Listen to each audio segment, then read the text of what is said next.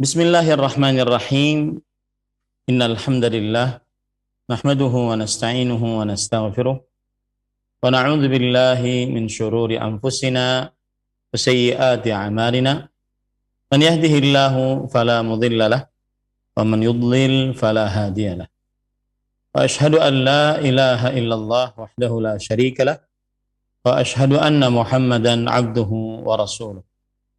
Ya ayyuhalladzina amanu taqullaha haqqa tuqatihi wa la tamutunna illa wa antum muslimun. Ya ayyuhan nasu taqu rabbakumul ladzi khalaqakum min nafsin wahidah wa khalaqa minha zawjaha wa batha minhuma rijalan katsiran wa nisaa'a wattaqullaha alladzi tasaaluna bihi wal arham innallaha kana 'alaikum raqiba. Ya ayyuhalladzina amanu taqullaha wa qulu qawlan sadida yuslih lakum a'malakum wa yaghfir lakum dhunubakum wa man yuti'illaha wa rasulahu faqad faza fawzan 'azima. Amma ba'd, fa inna asdaqal hadits kitabullah wa ahsanul hadi hadi Muhammadin sallallahu alaihi wa ala alihi wasallam, syarrul umuri muhdatsatuha wa kullu muhdatsatin bid'ah wa kulla bid'atin dhalalah wa kulla dhalalatin finnar. Alhamdulillah, kita bersyukur pada Allah Subhanahu wa taala pada hari ini, hari Rabu 23 Jumadil Akhir 1443 Hijriah, kita duduk bersama mengkaji kembali kitab Fathul Majid Syarhu Kitab Tauhid yang ditulis oleh Fadilatul Syekh Al-Allamah Abdurrahman bin Hasan Al-Syekh rahimahullahu ta'ala. Salawat dan salam semoga selalu Allah berikan kepada Nabi kita Muhammad sallallahu alaihi wa ala alihi wasallam, pada keluarga beliau, para sahabat, serta orang-orang yang mengikuti beliau sampai hari kiamat kelak. Dengan nama-nama Allah yang husna dan sifat-sifatnya yang ulia, kita berdoa, Allahumma inna nas'aluka ilman nafi'an wa rizqan tayyiban wa amalan mutaqabbala. Allahumma amin. Ahibati fillah, afanillah wa iyyakum, para pemirsa Roja TV, para pendengar Radio Roja, dan seluruh kaum muslimin yang mengikuti kajian ini dimanapun berada. Masih kita, ini adalah pertemuan yang ke-24. Pertemuan yang ke-24 di dalam pembacaan kitab Fathul Majid Syarhu Kitab Tauhid. Dan masih kita di dalam bab Tafsirut Tauhid wa syahadati alla ilaha illallah. Bab tauhid dan syahad, tafsir tauhid dan syahadat la ilaha illallah. Dan sudah kita sebutkan bahwasanya makna bab dan maksud dari bab adalah, yaitu penulis ingin menjelaskan di dalam bab ini bahwa makna tauhid adalah beribadah hanya kepada Allah Subhanahu wa taala semata dan tidak beribadah kepada selain Allah. Dan juga penulis kitab tauhid Syekhul Islam Muhammad bin Abdul Wahhab rahimahullah menginginkan di dalam bab ini penjelasan tentang syahadat la ilaha illallah. Pada pertemuan sebelumnya kita sudah membaca surat Al-Isra ayat 57 beserta penjelasannya. Dan surat Al-Isra ayat 57 menunjukkan kepada hakikat tauhid, yaitu menjadikan Allah Subhanahu wa taala satu-satunya yang diibadahi. Karena orang-orang yang diagungkan oleh manusia dari para nabi, para rasul, para malaikat, dan orang-orang saleh, wali-wali Allah, mereka beribadah hanya kepada Allah Subhanahu wa taala. Kemudian pada pertemuan yang sebelumnya juga kita sudah membaca dalil yang kedua, yaitu surat Al-Zukhruf ayat 26 sampai 28 yang menceritakan tentang Nabi Ibrahim alaihissalam berlepas diri dari bapaknya dan kaumnya yang mensyirikkan Allah Subhanahu wa taala. Dan sisi pendalilan atau hubungan dalil yang kedua dengan bab tafsir tauhid wa syahadatu an la ilaha illallah adalah ketika Nabi Ibrahim berkata, innani bara'un mimma ta'budun. Sesungguhnya aku berlepas diri dari apa yang kalian ibadahi.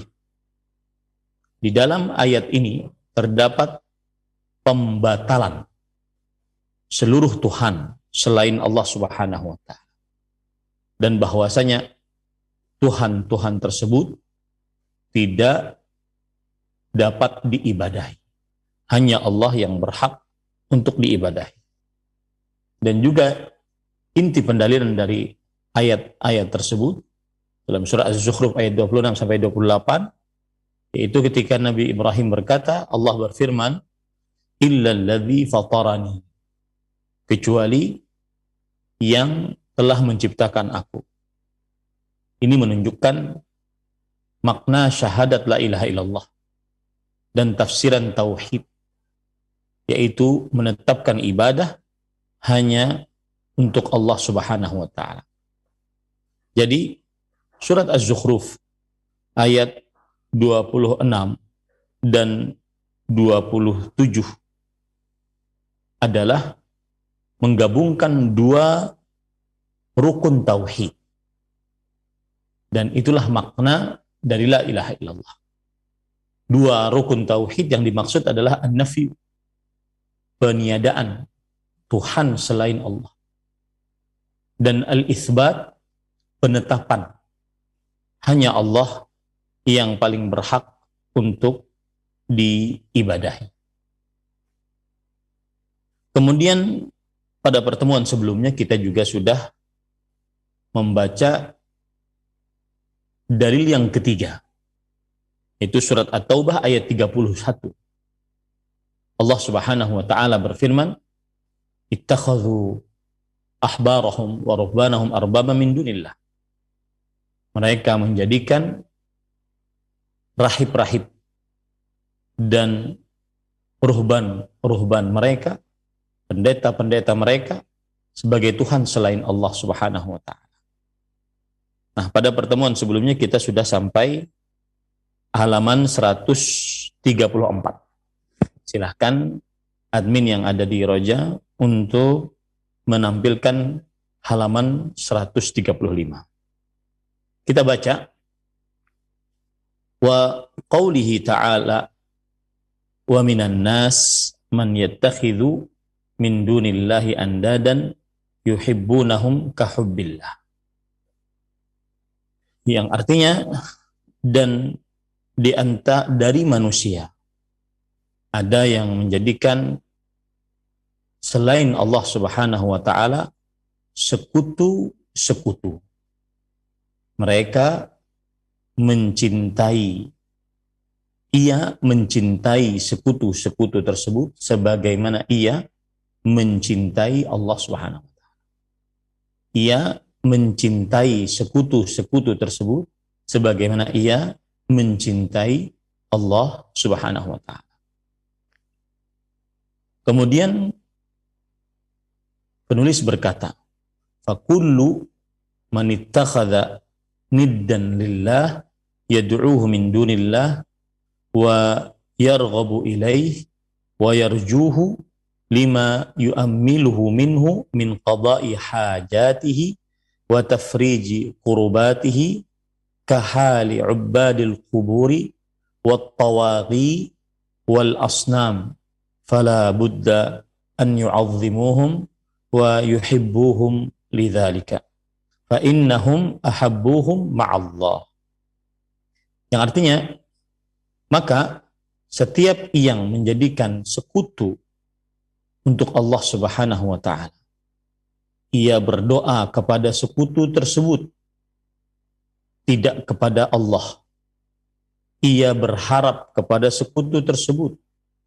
Ia menginginkan sekutu tersebut untuk apa yang ia harapkan dari tergapainya hajat-hajatnya dan terlepasnya kesulitan-kesulitannya. Seperti keadaan orang-orang yang menyembah kuburan dan para taghut-taghut selain Allah dan berhala-berhala. Maka wajib baginya untuk mengagungkan mereka, mencintai mereka karena hal tersebut. Maka mereka ini mencintai sekutu-sekutu bersamaan mereka mencintai Allah Subhanahu wa ta'ala.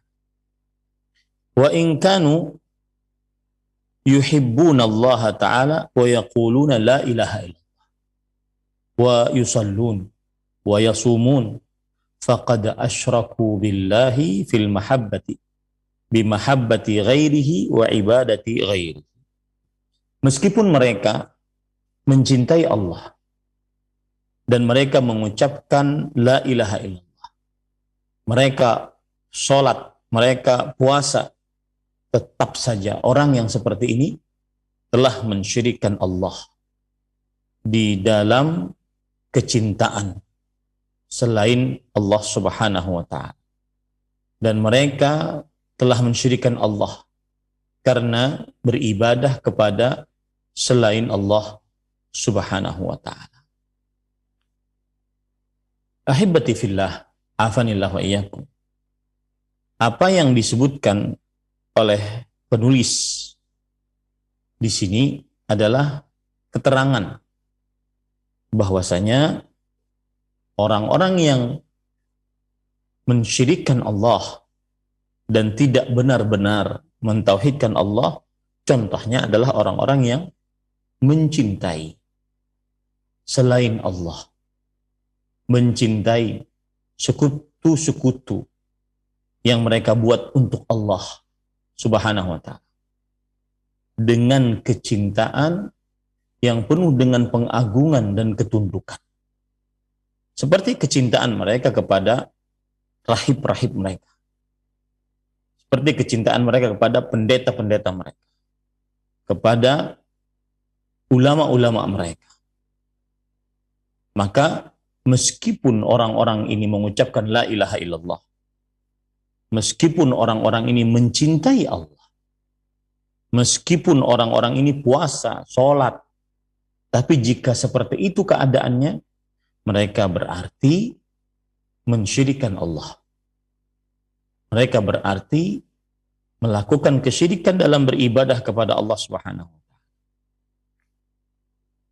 Fattikhadhuhum al-andad yuhibbunahum kahubbillah yubtilu kulla qawlin yaqulunahu wa kulla amalin ya'malunahu lianna al-musyrika la yuqbalu minhu amal wa la yasihhu minhu wa haula'i wa in qalu la ilaha illallah faqad taraku kulla qaidin quyyidat bihi hadhil kalimah. Yang artinya, maka saat mereka menjadikan sekutu-sekutu, mereka mencintai sekutu-sekutu tersebut seperti kecintaan mereka terhadap Allah Subhanahu wa ta'ala. maka yang seperti ini membatalkan seluruh ucapan yang mereka ucapkan dan seluruh amal ibadah yang mereka amalkan. Karena orang musyrik tidak diterima darinya amal perbuatan apapun, dan tidak sah darinya amal perbuatan apapun, meskipun mereka ini mengucapkan la ilaha illallah, tetapi mereka telah meninggalkan setiap ikatan yang mengikat kalimat yang agung ini. Maksudnya adalah apabila ada orang yang mengucapkan la ilaha illallah, kemudian dia di dalam kehidupannya mencintai selain Allah Subhanahu, sebagaimana mereka mencintai Allah, kecintaan yang penuh dengan pengagungan kepada zat yang dicintai, kecintaan yang penuh dengan ketundukan kepada zat yang dicintai, maka ucapan mereka la ilaha illallah tersebut tidak bermanfaat. Karena ucapan la ilaha illallah diikat dengan sesuatu ikatan. Seperti minal ilmi bimadluliha. Seperti yaitu berupa ilmu akan penunjukan-penunjukan la ilaha illallah. Ilmu akan konsekuensi-konsekuensi la ilaha illallah. Li'anna al-musyrika jahilun bima'na. Karena orang musyrik itu mereka tidak mengerti makna la ilaha illallah. Man jahilahu bima'naha ja'ala lillahi syarikan fil mahabbati wa ghairiha. Nah, siapa yang tidak mengerti makna la ilaha illallah, pasti ia akan menjadikan sekutu selain Allah Subhanahu wa ta'ala di dalam ibadah rasa cinta dan ibadah-ibadah lainnya. Jadi penyebab seorang yang meskipun dia mengucapkan la ilaha illallah, tetapi dia melakukan kesyirikan dengan menjadikan sekutu bagi Allah, ini salah satu penyebabnya adalah dia jahil bimadluli la ilaha illallah. Dia bodoh, tidak faham, tidak mengerti dengan konsekuensi la ilaha illallah. Karena kalau faham konsekuensi dan penunjukan yang ditunjuki oleh la ilaha illallah, maka dia tidak akan menjadikan sekutu-sekutu bagi Allah Subhanahu wa ta'ala.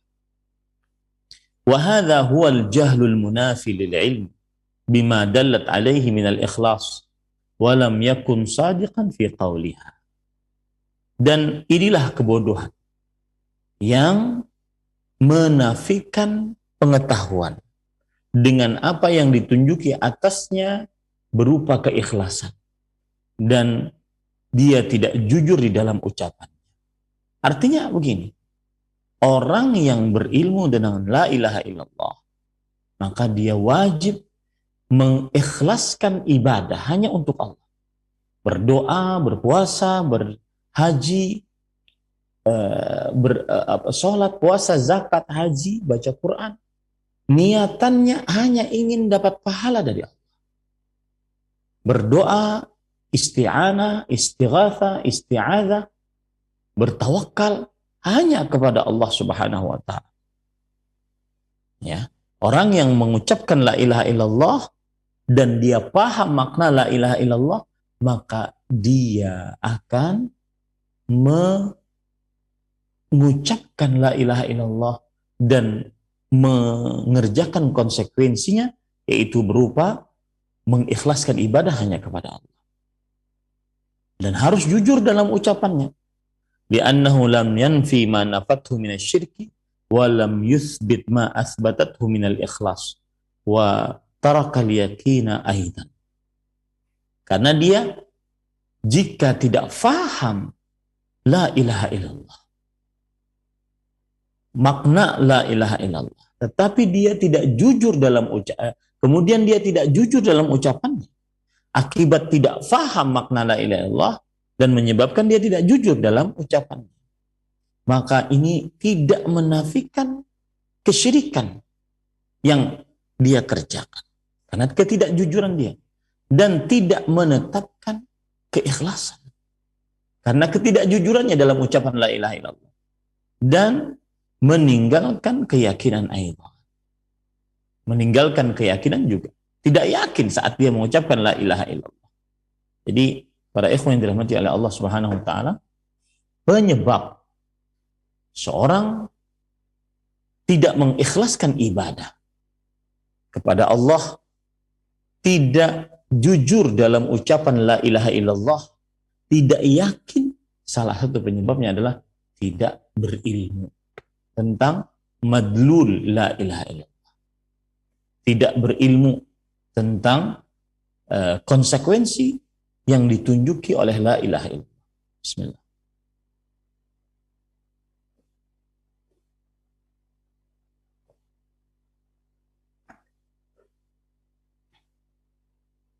Ahibati fillah, afanillah wa iyyakum. Kita lanjut. Li'annahu law 'arafa ma'naha wa ma dallat 'alaihi la ankarahu aw syakka fihi wa lam yaqbalhu wa huwa al-haq wa lam yakfur bima yu'badu min dunillah wa lam yakfur bima yu'badu min dunillah kama qala ta'ala walladzina amanu ashaddu hubban lillah. Karena kalau orang mengucapkan la ilaha illallah dan dia paham makna la ilaha illallah dan apa yang ditunjuki oleh la ilaha illallah, maka niscaya dia akan mengingkari sembahan-sembahan selain Allah. Atau dia akan ragu tentang sembahan-sembahan selain Allah. Dan dia tidak akan menerima tentang sembahan-sembahan selain Allah. Dan dia akan menerima hanya kebenaran. Ya, kalau dia paham makna la ilaha illallah.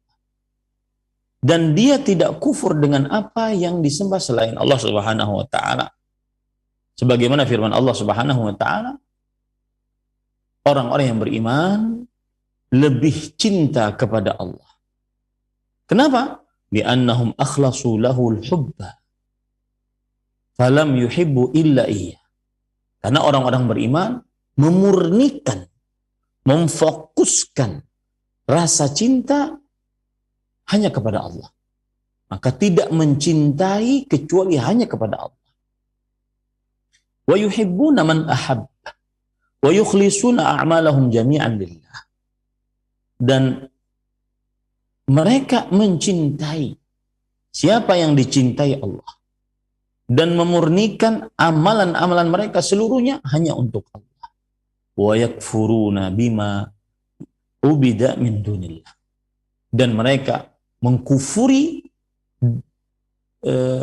terhadap apa saja yang diibadahi selain Allah Subhanahu wa taala. Nah, di sini pentingnya benar-benar memahami la ilaha illallah. Harus paham makna la ilaha illallah. Harus paham penunjukan-penunjukan yang ditunjuki dari syahadat la ilaha illallah. Orang yang paham la ilaha illallah, maka dia akan memurnikan ibadah hanya untuk Allah. Orang yang paham la ilaha illallah, dia akan mencintai dengan kecintaan ibadah hanya kepada Allah Subhanahu wa ta'ala. Baik. Fahadha yatabayyanu fabihadha yatabayyanu liman waffaqahu Allah ta'ala li ma'rifatil haqqi wa qabulihi dalalata hadhihi al-ayat. Saya ulangi. Fabihadha yatabayyanu liman waffaqahu Allah ta'ala li ma'rifatil haqqi wa qabulihi dalalatu hadhihi al-ayatil 'azimah ala ma'na syahadati la ilaha illallah wa ala tauhid alladhi huwa ma'naha alladhi da'a ilaihi jami'ul mursalin fatadabbar. Dengan seperti ini jelas bagi siapa yang diberikan petunjuk oleh Allah untuk mengenal kebenaran dan menerimanya bahwa penunjukan akan ayat-ayat yang agung ini terhadap makna syahadat la ilaha illallah dan terhadap tauhid yang maknanya menjadi dakwahnya seluruh para rasul. Maka perhatikan. Nah, itulah dakwah para rasul alaihimus salatu wassalam. Mengajak beribadah hanya kepada Allah semata dan meninggalkan sembahan-sembahan selain Allah. Dengan segala macam ibadah yang kita kerjakan. Ucapan, berzikir, berdoa, baca Al-Quran, amar ma'ruf, nahi mungkar, itu niatannya hanya karena Allah. Niatannya hanya ingin dapat pahala dari Allah. Ataupun amalan-amalan hati, rasa tawakal, rasa raja, rasa harap, khauf, rasa takut, khusyuk, ya, tunduk, patuh, bersyukur, bersabar, hanya ditujukan kepada Allah Subhanahu wa Ta'ala. Kemudian amalan-amalan anggota tubuh, dimulai sholat, puasa, zakat, haji, ya, ini semua jika ditujukan kepada Allah Subhanahu wa Ta'ala, maka itulah yang didakwahkan oleh para rasul alaihimus salatu wassalam. Itulah tafsiran la ilaha illallah. Dan itulah makna syahadat la ilaha illallah. Nah. Kemudian ahibati fillah a'azanillah wa iyyakum. Lalu penulis mengatakan wa qaulullahi ta'ala ulaika alladzina yad'una yabtaghuna ila rabbihimul wasilata ayyuhum aqrab. Al-ayat. Yatabayyanu ma'na hadhihi al-ayati ya bidzikri ma qablaha wa huwa qauluhu ta'ala qul ud'u alladhina za'amtum min dunillah fala yamlikuna kashfa adh-dhurri 'ankum wala tahwila. Nah, kemudian penulis kitab Fathul Majid Asy-Syaikh Abdurrahman Hasan Al-Syekh, beliau kembali kepada dalil yang pertama, yaitu surat Al-Isra ayat 57. Mereka yang kalian ibadahi, mereka sendiri menghadap kepada Allah, mencari kepada Tuhan mereka kedekatan. Siapakah yang paling dekat dari mereka kepada Allah Subhanahu wa Ta'ala? Maka kata penulis, jelas makna ayat ini akan terlihat jelas jika kita sebutkan ayat yang ke-56, ayat sebelumnya. Yaitu yang berbunyi, katakanlah wahai Muhammad, berdoalah kalian kepada yang kalian doai selain Allah. Maka mereka tidak memiliki untuk sanggup mengangkat keburukan dari kalian atau memindahkan keburukan dari kalian. Qala Ibnu Katsirin rahimahullahu ta'ala, qul yaqulullahu ta'ala yaqul ya Muhammadu lil musyrikin alladzina 'abadu ghairallah ud'u alladzina za'amtum min dunihi minal asnami wal andad warghabu ilaihim fa innahum la yamlikuna kashfa adh-dhurri 'ankum ay bil kulliyah wala tahwila ay wala an yuhawwaluhu ila ghairikum. Kata Imam Ibnu Katsir pada ayat ini, surat Al-Isra ayat 57. Saya juga tidak tahu mengapa penulis kembali kepada dalil pertama ya, tapi kita ikuti saja karena kan kita baca kitab. Imam Ibnu Katsir menafsiri surat Az-Zukhruf ayat 57 yang merupakan dalil pertama di dalam bab yang keempat atau kelima ini. Allah berfirman, katakanlah wahai Muhammad untuk orang-orang musyrik yang beribadah kepada selain Allah, berdoalah kalian kepada yang disembah selain Allah, berupa berhala, sekutu, dan berharaplah kalian kepada mereka. Sesungguhnya mereka tidak memiliki untuk sanggup mengangkat keburukan atau maksudnya keburukan diangkat sebenar-benarnya, seluruhnya, atau wala tahwila, atau tidak bisa mereka sembahan-sembahan selain Allah memindahkan keburukan tersebut kepada selain kalian. Ini bukti nyata bahwasanya makna la ilaha illallah adalah beribadah hanya kepada Allah dan tidak beribadah kepada selain Allah Subhanahu wa ta'ala. Nah, kemudian penulis mengatakan wal ma'na anna alladhi yaqdiru ala dhalika huwa Allah wahdah la syarikalah alladhi lahul khalqu wal amr. Dan makna ayat bahwa yang sanggup akan hal itu mengangkat keburukan atau memindahkan kepada yang lain hanya Allah semata. Tiada sekutu bagi Allah Subhanahu wa ta'ala. Allah yang memiliki penciptaan dan ketetapan terhadap perkara-perkara. Nah,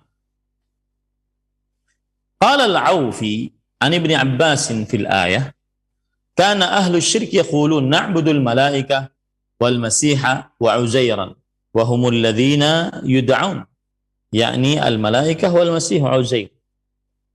Kata Al-Aufi dari Abdullah bin Abbas ketika menafsiri ayat ini, yang dimaksud dengan bahwa mereka yang diibadahi, mereka sendiri mencari kepada Allah kedekatan. Mereka yang diibadahi di sini maksudnya adalah, kata Abdullah bin Abbas, orang-orang musyrik berkata, kami menyembah malaikat, menyembah Nabi Isa, dan menyembah Uzair. Ya. Dan itulah sembahan-sembahan mereka. Itulah sembahan-sembahan mereka. Kemudian penulis mengatakan, wa rawal Bukhari fil ayati an Ibnu Mas'ud radhiyallahu anhu qala, nasun minal jinni kanu ya'buduna fa aslamu yu'baduna fa aslamu. Wa fi riwayatin kana nasun minal insi ya'buduna nasan minal jinni fa aslama minal jinn fatamassaka haula'i bidinihim. Ini masih menceritakan surat Az-Zukhruf ayat 57. Mereka yang diibadahi, mereka sendiri mencari kedekatan kepada Tuhan mereka. Siapa yang mengibadahi mereka ini? Ini. Ya. Maka kata Abdullah bin Mas'ud radhiyallahu anhu, maksud daripada ayat ini adalah ada sekelompok dari bangsa jin. Sekelompok dari bangsa jin masuk dalam agama Islam. Dan dari dalam riwayat yang lain bahwasanya ada sekelompok manusia beribadah kepada sekelompok dari bangsa jin. Maka yang diibadahi masuk dalam agama Islam. Sedangkan manusia ini masih tetap dengan agamanya. Ini yang dimaksud. Para ikhwan yang dirahmati oleh Allah Subhanahu wa ta'ala. Jadi kan ada Allah ya di atas. Ada makhluk-makhluk yang diibadahi oleh manusia. Makhluk-makhluk yang diibadahi ini adalah para malaikat, para nabi, para rasul, orang-orang saleh. Mereka sendiri mencari rahmat dari Allah. Mereka sendiri ingin mendekatkan diri kepada Allah. Tetapi ternyata manusia-manusia ini malah beribadah kepada mereka. Nah,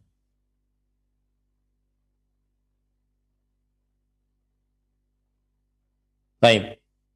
Bismillah.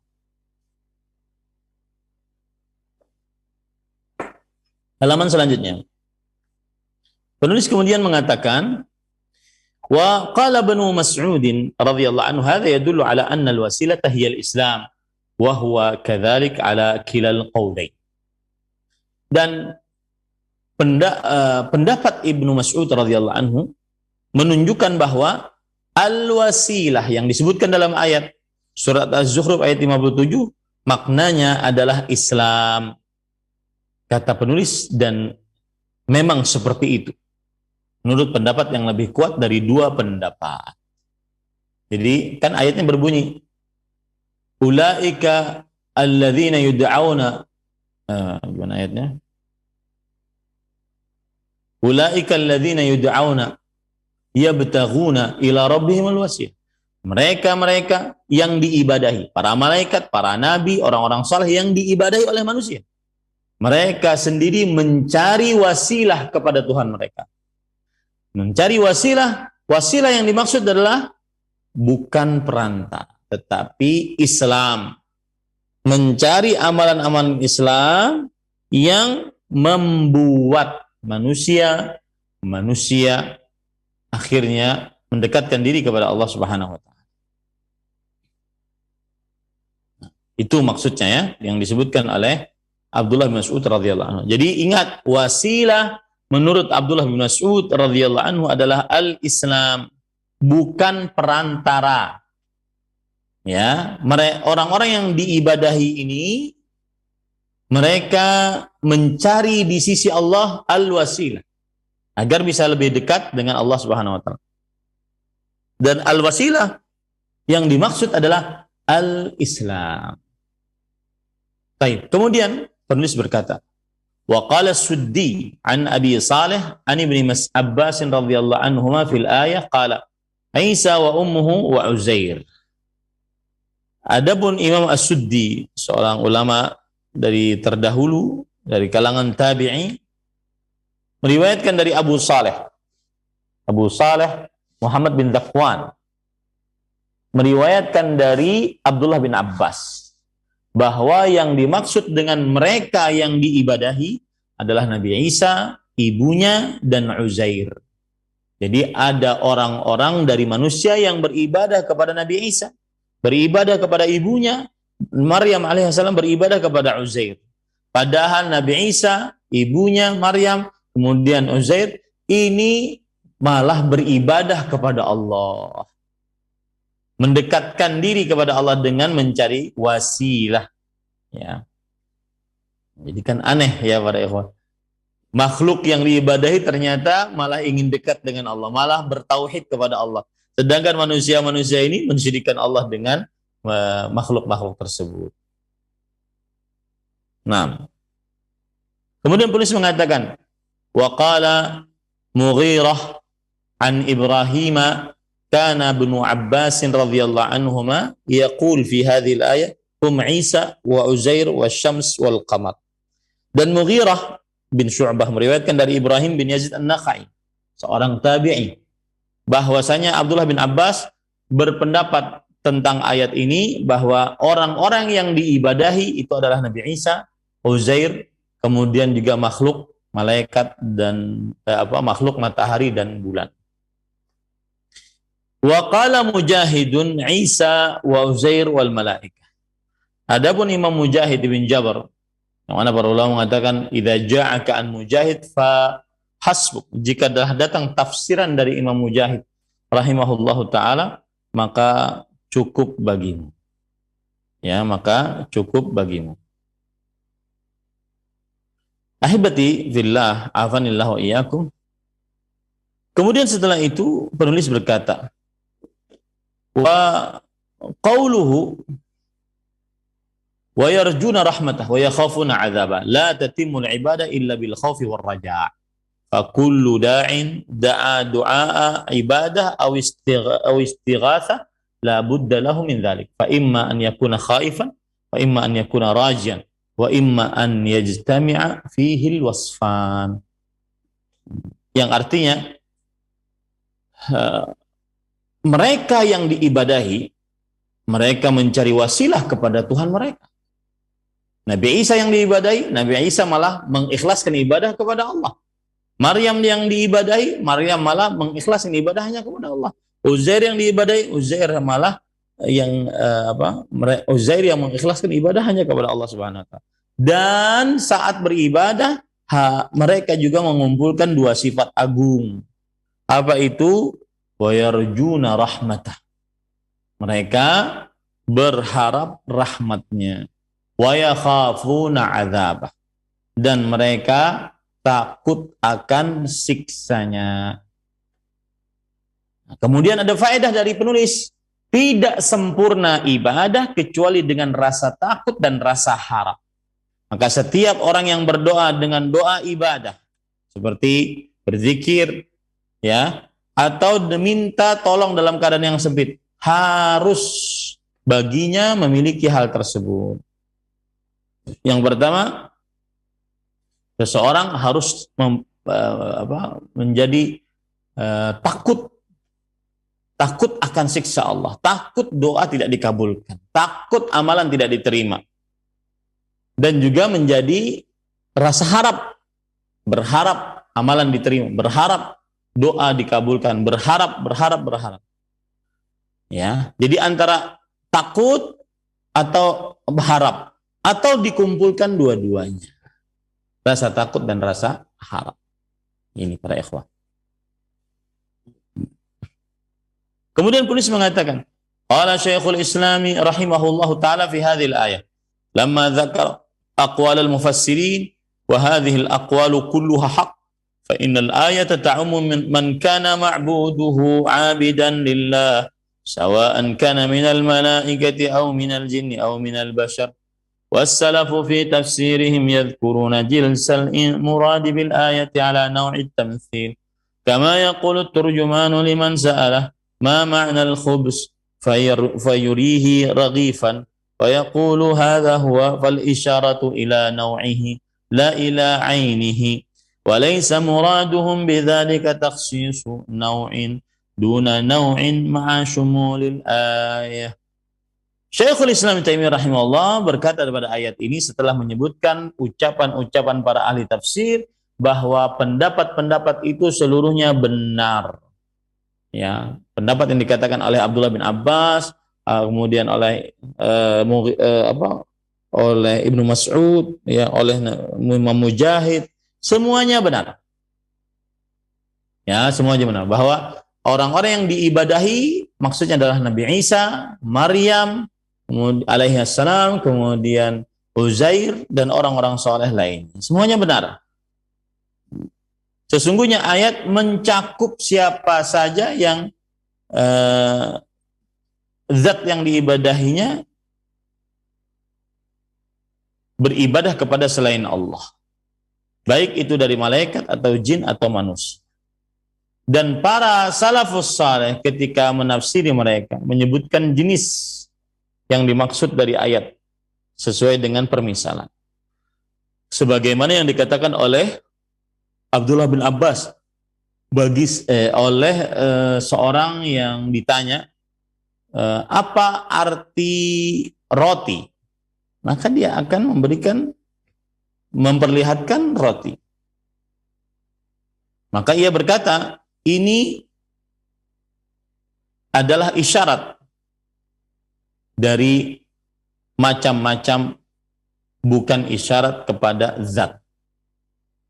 Dan bukanlah maksud mereka mengkhususkan suatu macam tertentu, padahal ayatnya menunjukkan kepada keumuman. Ini para ikhwah yang dirahmati oleh Allah Subhanahu wa taala. Artinya bahwa orang-orang yang diibadahi oleh manusia, padahal orang-orang ini, makhluk-makhluk ini beribadah kepada Allah, mengikhlaskan ibadah kepada Allah.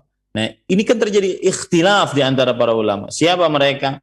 Nabi Isa, dia mengatakan Maryam alaihissalam, dia mengatakan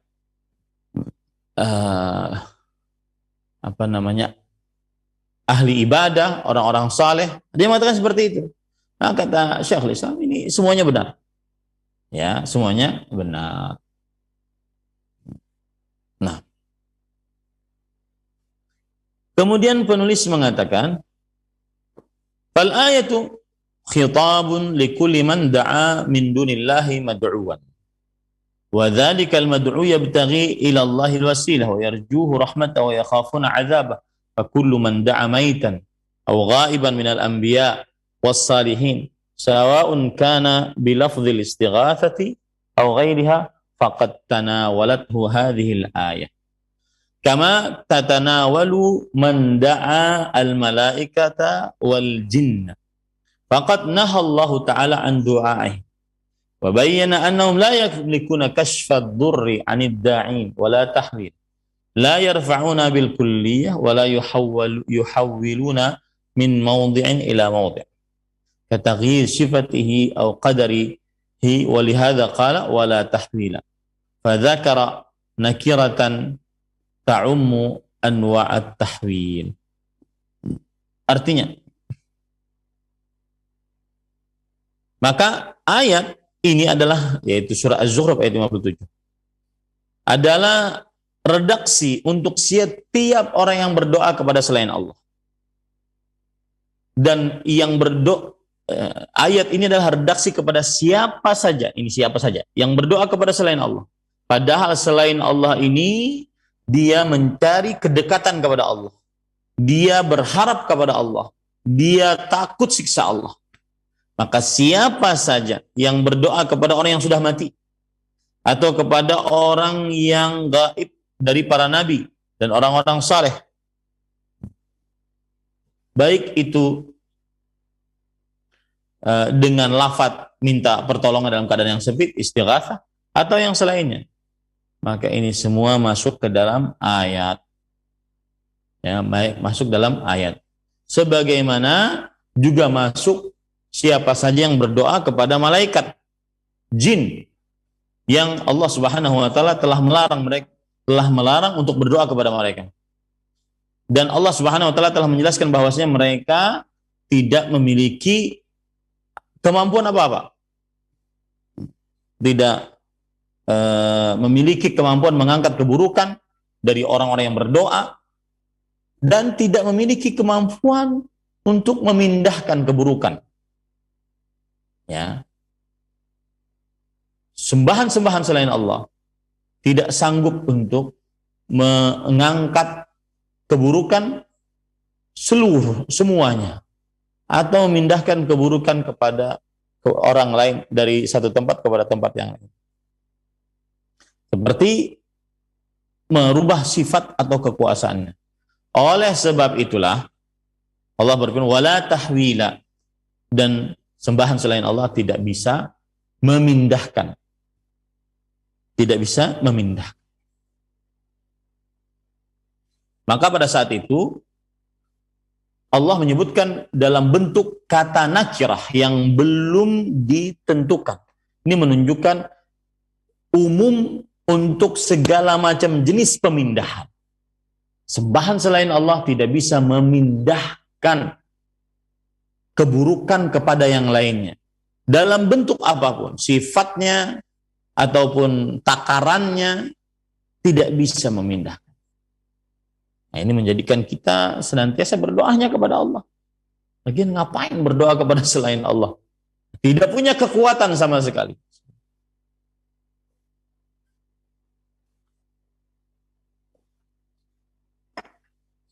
Fakullu man da'a maitan aw ghaiban minal anbiya was salihin aw da'al malaikah faqad da'a man la yughithuhu wa la yamliku kashfa ad-dhurri anhu wa la tahwila. Maka siapa saja yang berdoa kepada orang yang sudah mati atau kepada orang yang tidak ada dari para nabi atau orang-orang saleh atau berdoa kepada malaikat, maka sungguh dia telah berdoa kepada yang tidak bisa menolongnya dalam keadaan yang sempit, yang tidak memiliki kemampuan untuk mengangkat keburukan darinya atau memindahkan keburukan tersebut. Nah, ini yang patut diperhatikan. Makanya Allah itu paling berhak untuk diibadahi karena Allah Maha Kuasa. Ya, maka saya mengajak dari mimbar ini, tinggalkan minta tolong kepada orang-orang yang sudah mati. Yang sudah mati, mereka saja sekarang berusaha agar bisa dekat dengan Allah. Mereka tidak memiliki kemampuan untuk mengangkat keburukan dari kita, atau bahkan memindahkan keburukan kepada selain kita. Tidak sanggup. Sedikit saja tidak sanggup. Wa fi hadhil ayati raddun ala man yad'u salihan wa yaqul ana la usyriku billahi syai'an asyirku ibadatul asnam. Nah, ini penting. Dan di dalam ayat ini bantahan atas siapa saja yang berdoa kepada orang saleh. Berdoa kepada orang saleh yang sudah mati. Dan dia mengatakan, aku tidak mensyirikkan Allah dengan sesuatu apapun. Yang namanya syirik itu adalah beribadah kepada berhala. Sedangkan ini kan orang saleh, bukan berhala. Nah, itu alasan mereka yang bisa mereka jadikan alasan. Maka jawabannya ini ayat surah Az-Zukhruf ayat 57 sebagai bantahan bagi orang-orang yang mengucapkan seperti itu. Nah, itu penjelasan dari surat apa tadi ya? Surat Al-Isra, afan. Dari tadi saya surat Az-Zukhruf. Surat Al-Isra ayat 57. Penjelasannya seperti itu. Jadi rupanya penulis mengulang lagi penjelasannya. Ya, mengulang lagi penjelasannya, lebih dalam lagi penjelasannya. Nah, kemudian ahibati fillah afanillah wa iyyakum. Sudah berapa lama kita? 48 menit. Baik. Masih sekitar 12 menit lagi. Saya lanjutkan ya. Lalu di halaman yang ke-138 penulis berkata, wa qauluhu wa idh qala Ibrahimu li abihi wa qaumih innani bara'um mimma ta'budun illa alladhi fatarani. Al-ayah Az-Zukhruf 26 sampai 27. Dan ingatlah ketika Ibrahim berkata kepada bapaknya dan kaumnya, sesungguhnya aku berlepas diri dari apa yang kalian ibadah, kecuali yang telah menciptakan aku. Qala Ibnu Katsir rahimahullah, yaqulu ta'ala mukhbiran an 'abdihi wa rasulihi wa khalilihi imamil hunafa wa walidi man bu'itsa ba'dahu minal anbiya alladhi tantasibu ilaihi Quraisyun fi nasabiha wa madhhabiha innahu tabarra'a min abihi wa qaumihi fi ibadatihimul awthan faqala innani bara'un mimma ta'budun illa alladhi fatarani fa innahu sayahdin wa ja'alaha kalimatan baqiyatan fi 'aqibihi la'allahum yarji'un ay inna hadhihi al-kalimata wa hiya ibadatullahi wahdahu la sharika lah wa khal'u ma siwahu minal awthan wa hiya la ilaha illallah ja'alaha fi dhurriyyatihi yuqtada fiha bihi fiha man hadahu Allah min dhurriyyati Ibrahim alaihi salam la'allahum yarji'un ay ilaiha.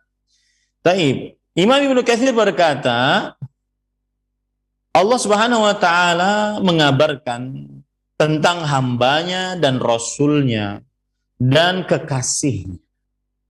Jadi Nabi Ibrahim alaihissalam mempunyai gelar hamba Allah, rasul Allah dan kekasih Allah. Ya.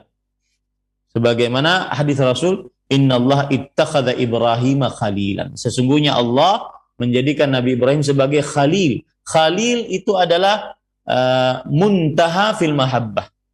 Orang yang paling puncak dicintai. Imamul hunafa. Pemimpinnya orang-orang yang hanif. Hanif adalah lurus. Yang beribadah hanya kepada Allah Subhanahu wa ta'ala. Dan ini sering disebutkan oleh Allah di dalam Al-Quran tentang sifat Nabi Ibrahim alaihissalam. Sebagaimana dalam surah Al-Baqarah, surat yang kedua, 135, Allah berfirman, Qul bal millata Ibrahim hanif. Tidak, bahkan kami mengikuti agama Ibrahim yang lurus. Jadi hanif itu adalah lurus. Kalau nahif itu kurus. Ya, hanif lurus, nahif kurus. Ya, kemudian juga di dalam surat Ali Imran surat yang ketiga ayat 95, fattabi'u millata Ibrahim hanifa. Dan ikutilah ajaran Nabi Ibrahim yang hanif. Makanya beliau adalah imamul hunafa, yaitu pemimpin orang-orang yang lurus. Begitu juga dalam surah An-Nisa ayat 125, wattabi' millata Ibrahim hanifa. Dan ikutilah ajaran Nabi Ibrahim yang lurus. Dan banyak sekali ayat-ayat yang menunjukkan akan bahwa Nabi Ibrahim adalah imamul hunafa, pemimpinnya orang-orang yang lurus ibadahnya hanya kepada Allah Subhanahu wa ta'ala. Kemudian tadi disebutkan dan bapak siapa saja yang diutus setelah beliau dari para nabi. Nabi Ibrahim alaihissalam adalah Abul Anbiya, bapaknya para nabi alaihimus salatu wassalam.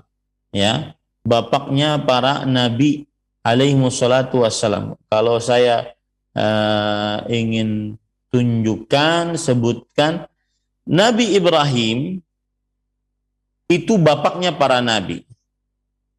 Seperti dari keturunan beliau ada Nabi Syuaib, kemudian Ishak, Ya'qub, Ayyub, Zulkifli, Yusuf, Ismail, dan yang paling banyak dari keturunan Ishak, ya. Ismail hanya 2, yaitu Nabi Muhammad SAW. Jadi Nabi Ibrahim mempunyai 2 anak, Ishak dan Ya'qub. Ya, Ishak dan Ismail. Dari Ismail hanya Nabi Muhammad SAW. Dari Ishak yang banyak. Ishak, Ya'qub, Ayyub, Zulkifli, Yusuf, Ilyasa, Harun, Ilyas, Yunus, Daud, Sulaiman, Zakaria, Yahya. Nah, seperti itu. Nah, yang bukan dari keturunan Nabi Ibrahim karena sebelum beliau adanya Nabi Adam, Nabi Idris, Nabi Nuh, Nabi apalagi Nabi Hud, Nabi Saleh, ya, Nabi Lut, ya, Nabi Lut. Jadi 6. Ada 6 orang yang dari Nabi dan Rasul yang di atas Nabi Ibrahim alaihissalam. Sedangkan seluruhnya adalah keturunan Nabi Ibrahim, yaitu yang berupa 19 orang yang sudah saya sebutkan tadi. Makanya pantas beliau adalah bapak yang diutus setelah beliau dari para nabi. Dan kepadanyalah Quraisy menyandarkan nasabnya. Kepadanyalah Quraisy menyandarkan nasabnya. Kalau kita ingin lihat nasab dari Quraisy yang merupakan keturunan Nabi Muhammad SAW, yaitu Nabi Muhammad SAW, Muhammad bin Abdullah bin Abdul Muttalib, kakek yang pertama. Bin Hashim bin Abdi Manaf bin Qusay bin Kilab bin Murrah bin Ka'ab bin Lu'ay bin Ghalib bin Fihr, kakek yang ke-10. Fihr itulah yang disebut dengan Quraisy. Fihr itulah yang disebut dengan Quraisy. Dan kemudian dari Fihr, ya, nasab Nabi Muhammad sallallahu alaihi wa alihi wasallam, yaitu sampai kepada Adnan. Adnan adalah keturunan Ismail. Ismail bin Ibrahim. Jadi Quraisy adalah sandarannya, nasabnya kepada Nabi Ismail alaihissalam, kemudian sampai kepada Nabi Ibrahim alaihissalam. Nah,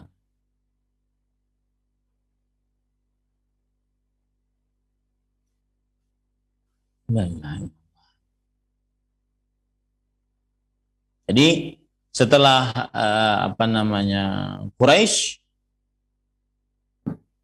bin Malik, bin Nadhr, bin Kinanah, bin Khuzaimah, bin Mudrikah, bin Ilyas, bin Mudar, bin Nizar, bin Ma'ad, bin Adnan. Adnan adalah keturunan Ismail alaihissalam. Ya. Nah, makanya pantas Nabi Ibrahim alaihissalam disebut sebagai Abul Anbiya. Nah, dengan seperti itu beliau berlepas diri dari bapak beliau Azar dan dari kaum beliau dalam perihal beribadah kepada para berhala. Beliau berkata yang disebutkan dalam surah Az-Zukhruf ayat 26, innani bara'un mimma ta'budun illa alladhi fatarani fa innahu sayahdin wa ja'alaha kalimatan baqiyatan fi 'aqibihi la'allahum yarji'un. Sesungguhnya aku berlepas diri dari apa yang kalian sembah kecuali yang telah menciptakanku, maka sesungguhnya ia akan memberikan petunjuk kepadaku dan ia telah menjadikan kalimat yang tetap sepeninggalku, yaitu di keturunanku, agar mereka kembali kepada Allah Subhanahu wa taala. Ai inna hadhil kalimata, sesungguhnya kalimat ini adalah ibadah kepada Allah semata, tiada sekutu bagi Allah, dan melepaskan apa saja selain Allah Subhanahu wa taala dari berhala-berhala, yaitu kalimat la ilaha illallah. Jadi konsekuensi dari la ilaha illallah seperti itu, beribadah hanya kepada Allah Subhanahu wa taala, dan menjadikan di dalam keturunan Nabi Ibrahim yang dicontoh, yaitu orang-orang yang diberi petunjuk oleh Allah Subhanahu wa taala agar mereka kembali kepada Allah Subhanahu wa taala.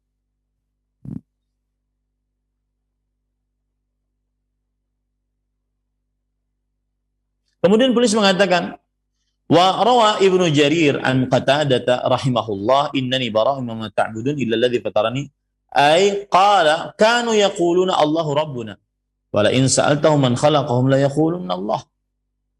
Falam yabra' min rabbih, rawahu Abdu Ibnu Humaid. Kata Qatadah, ketika Nabi Ibrahim berkata, sesungguhnya aku berlepas diri dari apa yang kalian ibadahi kecuali yang telah menciptakanku. Kenapa? Karena orang-orang musyrik mereka meyakini Allah yang pencipta. Bagaimana disebutkan dalam surah Az-Zukhruf ayat 87, jika kamu, wahai Muhammad SAW, bertanya kepada mereka, siapa yang menciptakan kalian? Sungguh mereka akan benar-benar berucap Allah. Ya, maka Nabi Ibrahim tidak berlepas diri dari Tuhannya. Hadis riwayat Imam Abd bin Humaid. Wa rawa Ibnu Jaririn wa Ibnul Mundhiri an Qatadah ja'alaha kalimatan fi 'aqibihi, qala al-ikhlas wat tauhid la yazalu fi dzurriyyatihi man ya'budullah wa yuwahhid. Yang artinya, kata Imam Ibnu Jarir At-Tabari, Imam Ibnu Munzir meriwayatkan dari Qatadah bahwa yang dimaksud dengan Allah menjadikan kalimat tersebut tetap di keturunan Nabi Ibrahim, maksudnya adalah kalimat ikhlas, kalimat tauhid, itu masih ada saja di keturunan Nabi Ibrahim. Siapa yang beribadah kepada Allah semata, tiada sekutu bagi Allah Subhanahu wa taala. Siapa yang mentauhidkan Allah. Ya, jadi sampai hari kiamat masih ada yang mengikuti ajaran Nabi Ibrahim alaihissalam. Karena disebutkan pada ayat ini. Kemudian qultu fatabayyana anna ma'na la ilaha illallah tauhidullah bi ikhlas li ibadatillah wal bara'atu min kulli siwa. Nah, ini yang penting. Maka jelaslah bahwa makna la ilaha illallah mentauhidkan Allah dengan memurnikan ibadah hanya untuk Allah dan berlepas diri dari sembahan selain Allah Subhanahu wa taala. Al-musannif rahimahullah wa dzakara subhanahu anna hadhil bara'ah wa hadhil muwalah hiya syahadatu an la ilaha illallah. Dan penulis matan kitab tauhid Syekhul Islam Muhammad bin Abdul Wahhab rahimahullah berkata bahwa penyebutan Allah Subhanahu wa taala terhadap keterlepasan ini dan terhadap keloyalan ini, itulah makna syahadat la ilaha illallah. Syahadat la ilaha illallah, la ilaha menafikan Tuhan selain Allah. Illallah menetapkan hanya Allah yang paling berhak diibadahi. Wa fi hadzal ma'na yaqulu al-'allamatul hafidz Ibnu Qayyim rahimahullah fil kafiyati syafiyah wa idza tawallahu duna imra'in al-wara turran tawallahu al-'azimus syan. Dan di dalam hal ini berkata Al-Allamah Al-Imam Ibnu Qayyim Al-Jauziyah rahimahullah dalam sajak beliau ataupun syair beliau yang disebut dengan Al-Kafiyah Asy-Syafiyah, Beliau berkata, dan jika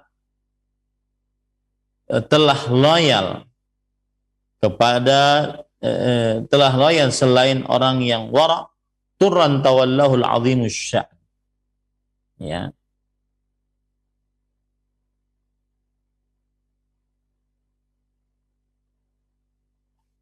Nah, maksudnya adalah seorang yang bersyahadat la ilaha illallah, dia menafikan peribadatan kepada selain Allah dan menetapkan ibadah hanya kepada Allah.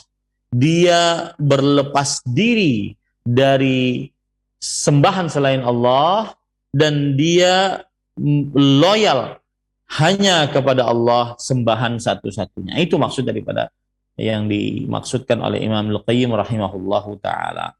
Alhamdulillah selesai. Pada kesempatan kali ini kita masuk kepada sesi pertanyaan jika memang ada yang ingin ditanyakan. Wallahu a'lam. Tafadhal. Ustaz, barakallahu fikum, jazakumullahu khairan. Terima kasih atas pelajaran dan keluangan waktu yang Ustaz sempatkan untuk menyampaikan pembahasan di kesempatan kali ini. Selanjutnya kami akan berikan kesempatan bagi Anda yang bertanya. Kami awali dari pesan singkat yang telah masuk. Assalamualaikum warahmatullahi wabarakatuh. Dari hamba Allah yang bertanya, izin bertanya Ustaz, jika seorang selama hidupnya masih sering datang ke dukun mencari wasilah biar semakin sugih dan lain-lain, di akhir hayat ketika ditalkin mengucapkan kalimat la ilaha illallah dan dia pun mengikuti dan membacanya dan ia pun meninggal, itu bagaimana hukumnya Ustaz? Syukron wa jazakallahu khairan. Silahkan. Alhamdulillah wassalatu wassalamu ala Rasulillah wa ala alihi wa sahbihi wa man wala. Nahkumu bil-zawahir wallahu yatawallas sarair. Kita menghukumi yang kita lihat secara jelas dan Allah yang lebih tahu apa yang tersembunyi. Maka kita katakan saat masih hidup, ketika berurusan dengan kesyirikan, minta jimat kepada dukun, minta perlindungan kepada dukun adalah syirik akbar. Dan saat dia meninggal, dia kemudian mengucapkan la ilaha illallah dengan sempurna, maka dia bertauhid kepada Allah. Semoga syirik akbarnya tersebut terhapus dengan ucapan la ilaha illallah. Kok bisa semudah itu Ustaz? Tidak semudah itu. Mungkin dia dalam keadaan yang kita tidak ketahui, dia bertobat kepada Allah, akhirnya diberikan kemudahan oleh Allah untuk mengamalkan hadis man kana akhiru kalamihi la ilaha illallah dakhalal jannah. Siapa yang ucapan terakhirnya la ilaha illallah, maka dia masuk ke dalam surga. Maka kita menghukuminya secara lahiriah.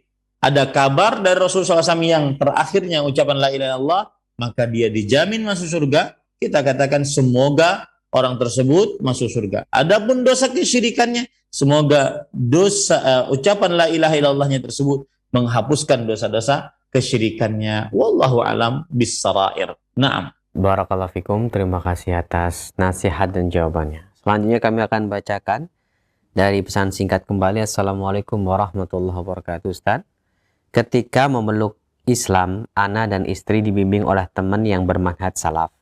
Dari pemahaman manhaj salaf inilah, ana dan istri tidak pernah menghadiri acara-acara keluarga seperti Natal atau Imlek dan Cap Gomeh yang kebetulan istri ana keturunan Tionghoa. Imlek dan Cap Gomeh tahun ini keluarga besar istri yang Tionghoa meminta dirayakan di rumah ana dengan dalih untuk menghormati orang tua dan menjaga perasaan saudara yang datang dari jauh. Ana dan istri bingung Ustaz tentang hal ini. Tidak kami iakan, kami menyakiti perasaan orang tua dan saudara-saudara istri. Kami iakan, kami takut berdosa karena mengikuti tradisi ritual agama lain. Mohon nasihatnya Ustaz agar ada kebaikan dalam keluarga kami. Silakan. Bismillah, walhamdulillah, wassalatu wassalamu ala Rasulillah wa ala alihi wa ashabihi wa man wala. Saya berdoa kepada Allah dengan nama-nama Allah yang husna, sifat-sifatnya yang mulia.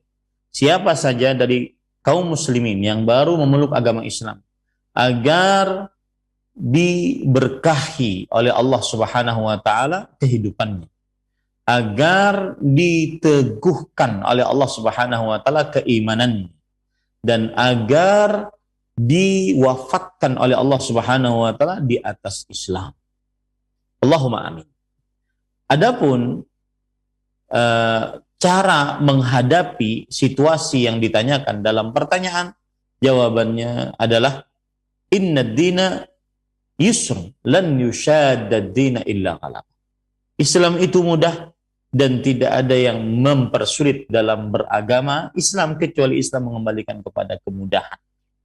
Kita sebagai seorang muslim diharamkan untuk mengikuti ritual perayaan hari raya selain orang yang beragama Islam. Karena hari raya itu adalah ibadah khusus di dalam setiap agama, termasuk agama Islam. Maka tidak boleh mengikutinya.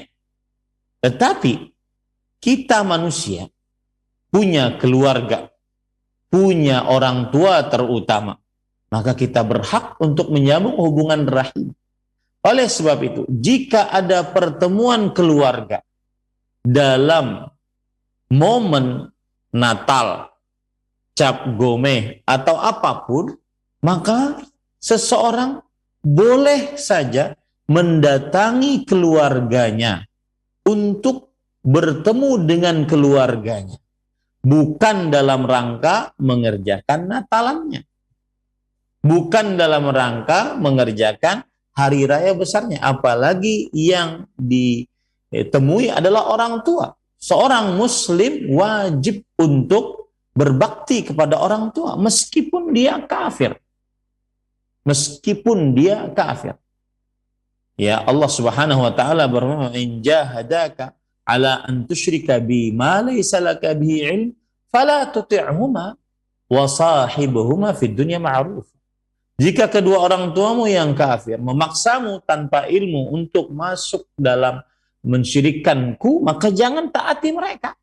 Tetapi berlaku yang baiklah, bergaul yang baiklah kepada mereka. Nah, saya ingin lebih eksplisit contohnya. Anggap tanggal 25 hari raya Natal kita datang ke rumah orang tua. Karena ada undangan seluruhnya dari orang tua kepada seluruh anak-anaknya yang beragama Islam, yang tidak beragama Islam, diundang oleh orang. Niatan kita mendatangi orang tua, ya, atas undangan beliau. Bukan niatan kita merayakan hari raya selain agama Islam. Apabila di dalam pertemuan tersebut kemudian terjadi perayaan-perayaan yang menunjukkan kepada ritual agama lain, maka as-sarahatu rahah. Maka berkata jujur itu lebih nyaman. Memberitahukan kepada orang tua dengan baik-baik bahwasanya agama yang saya anut tidak membenarkan saya untuk ikut dalam acara ini sementara.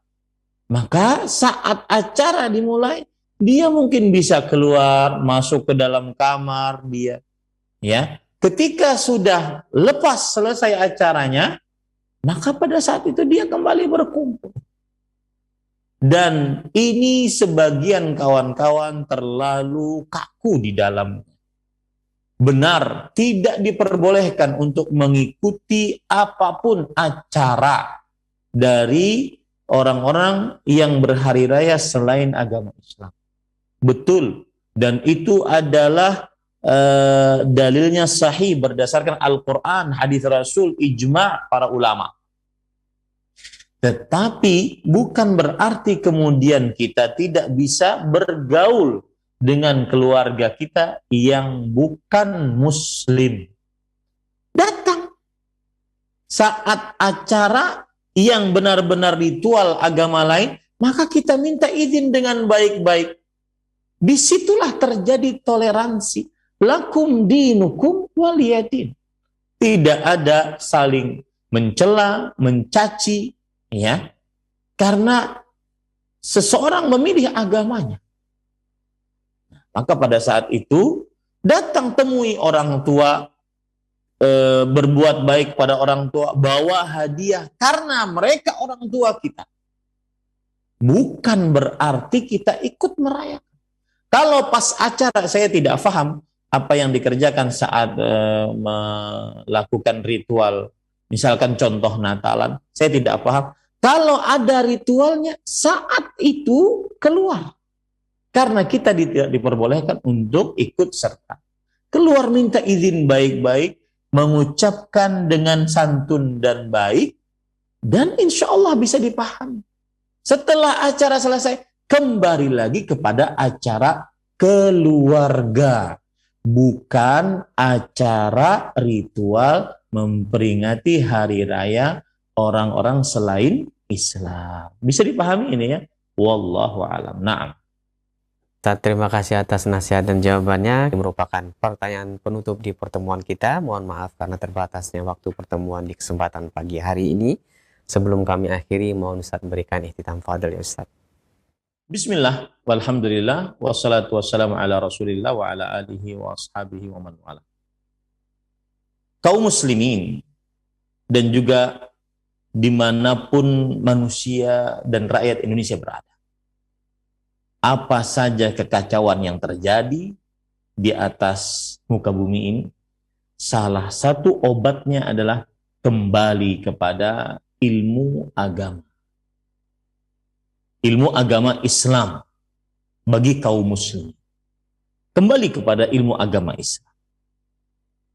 Sehingga kekacauan di dalam ucapan, kelakuan, kekacauan saat bermuamalah dengan orang lain, dengan agama lain, kekacauan yang bisa mengakibatkan kehancuran, tertetesnya darah, hilangnya nyawa, terenggutnya kesucian, diambilnya harta, maka salah satu obatnya adalah kembali kepada ajaran Islam yang berdasarkan Al-Quran, hadis Rasul, dipahami oleh para sahabat Nabi, para tabi'in, para tabi'ut tabi'in rahimahumullah, yang mengikuti sahabat Nabi radhiyallahu anhum dengan baik.